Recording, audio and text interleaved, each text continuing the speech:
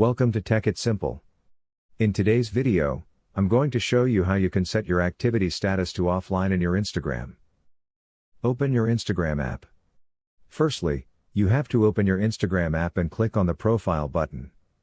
After going to the profile, just simply click on the Settings option from the top of your app and select Settings and Privacy.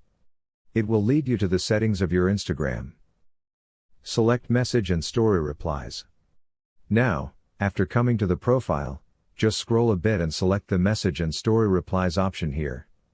After going to the Message and Story Replies, you can see the Activity Status option. Change your activity status. You just simply have to click into the Activity Status button. After going there, you can see your activity status as open. You just simply have to tap into this button here and set your activity status to offline. I hope this video was helpful for you.